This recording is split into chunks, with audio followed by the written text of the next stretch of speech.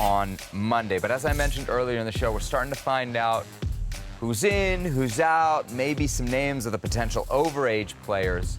And one report that came out today is that Diego Luna of RSL is not going to be on the Olympic team. Now, he was reportedly offered a spot as an alternate, but has declined to go as an alternate. We have somebody on this desk who was an Olympic alternate.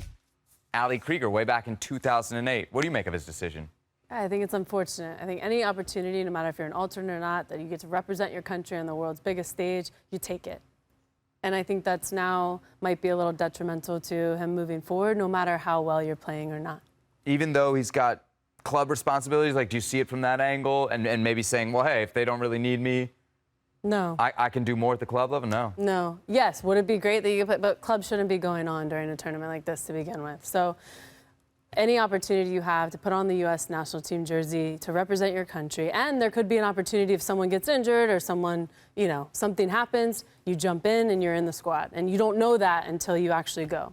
To Ali's point, it's tough on the men. Because it's an under-23 tournament, clubs just don't respect it. I could even see RSL saying, hey, Diego, like, you want as an alternate? Nah. What do you think of it? It's unfortunate. Especially the season RSL's having. For many reasons.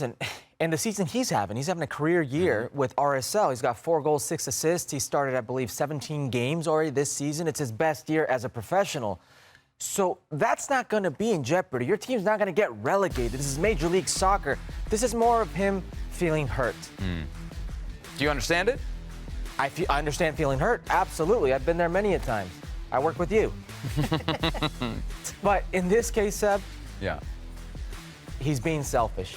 And it's not the first time that this talented, very talented player has been selfish. We've had him here when they were at the U20s in Argentina in the World Cup, and we had him via remote do an interview with us. And one of the questions I asked him was why he wasn't getting more time under Pablo Mastroeni and Raul Salt Lake.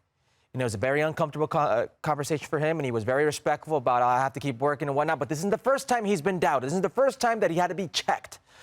So while it may hurt, while it may not be what he wants, if you really wanted to be there, if there was an actual ounce of you that wanted to be an Olympian, you'd be an alternate.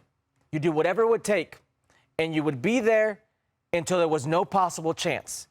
But saying, no, I'm not going, is just saying I'm putting myself and my feelings ahead of this team in this country. I'd take it a step further, and I'd say that if your overall ambition is to be a men's national team player, to be in World Cups, and you've told the organization that I'm not willing to take these little steps here, what's that saying you for your commitment later down the road?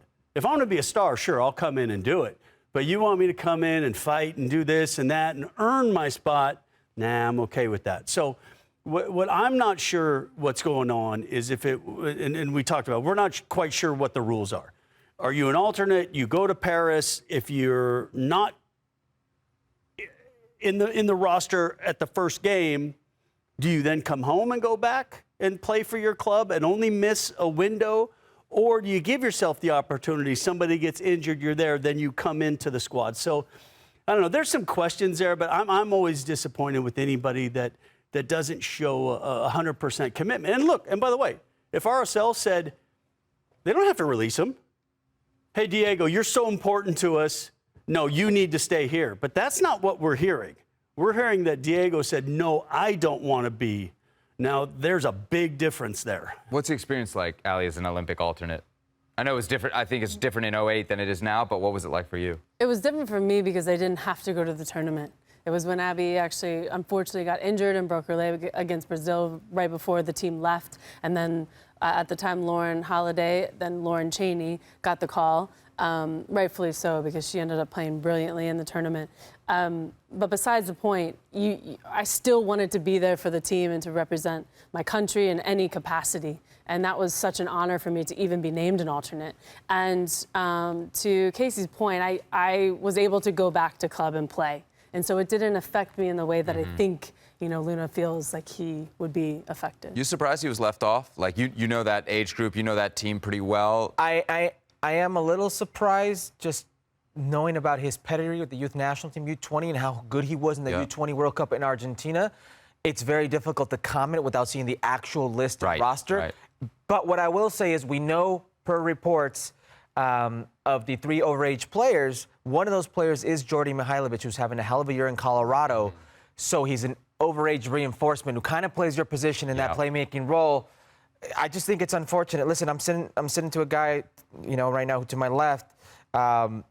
If after his first setback, when they put Brad Friedel in front of him, would have gave up, he wouldn't have had the career he had with the men's national team. And right now, there was plenty of setbacks before that. You know what I'm saying? But look, I got left off the under-16 World Cup by a coin toss. That's just stuff that happens. There's no chance that anybody who has any kind of career, there's going to be setback after setback after setback. Yeah, you kind of forget about them, and then you talk about all the achievements you had, but there's always setbacks. Yeah. There's always something that you're going to be disappointed. That's why it's called a career. Yeah. It's not called, an Olympics. Yeah. Look, you're not a sprinter. You're not a swimmer. This is just a little piece of what you're hoping to be a 15, 20-year career. And, okay, so this doesn't quite go your way. But who knows what happens? Look, if it hadn't have been a striker and it was a defender, you may have gone to the Olympics. Right. And then you would have had that opportunity. Okay, did that change your career? No, but what it might have changed your career if you said, no, I'm not going now. And they said, I'm not calling you into the squad when you're ready. If I could quickly just refresh your memory on the Mexican side of what happened when Jimmy Lozano tried calling Gerardo Arteaga the left back and he refused to go because he wanted more family time. That almost cost him the World Cup. He didn't come back to the Mexican national team, to that full national team for quite a while, and that stayed with him. This coaches talk, and regardless if it's the youth coach here, the U23 coach, or the full national team coach, that's going to stay with them. Luna apparently pretty fired up at the news. He had a goal, multiple assists tonight as RSL beat Atlanta by a final score of 5-2. We got a special